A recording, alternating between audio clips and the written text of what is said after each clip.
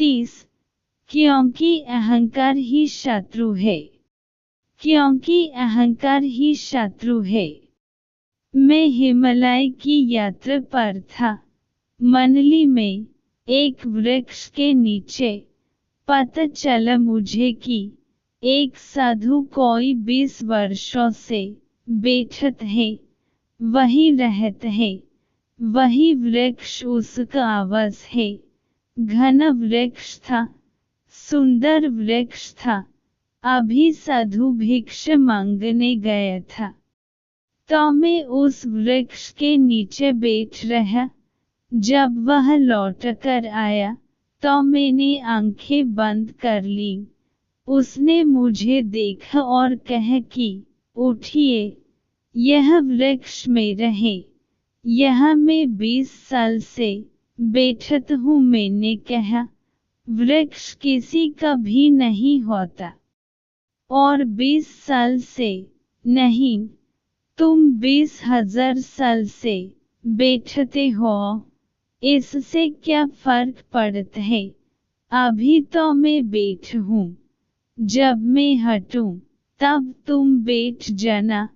अब मैं हटने वाला नहीं हूँ। वे तो एकदम आगबबूला हो गए कि यह जगह मेरी है। हर एक को पता है। यहाँ और भी बहुत साधु सन्यासी आते हैं। सबको मालूम है कि यह वृक्ष मेरा है। मैंने उनको और भड़काया तो उनका क्रोध बढ़ता चला गया। फिर मैंने उनसे कहा कि मैं सिर्फ यह जानने के लिए आपको भड़का रहा था। मुझे कुछ लेना देना नहीं वृक्ष से। मुझे यहाँ रहना भी नहीं। मैं सिर्फ यह देख रहा था कि आप 20 साल पहले घर छोड़ दिए, पत्नी बच्चे छोड़ दिए। आपकी कथाएं मैंने सुनी हैं कि आप बड़े त्यागी हैं, मगर अब यह वृक्ष को पकड़कर बैठे हैं। यह आपका हो गया, यह जमीन आपकी हो गई। इस पर अब कोई दूसरा बैठ नहीं सकता। तो यह नया घर बस लिया। यह स्वाभाविक है। अगर समझ न हो तो तुम जो भूल करते थे फिर करोगे, नए नए ढंग से करोगे, नई नई दिशाओं में करोगे। मगर भूल से बचोगे कैसे।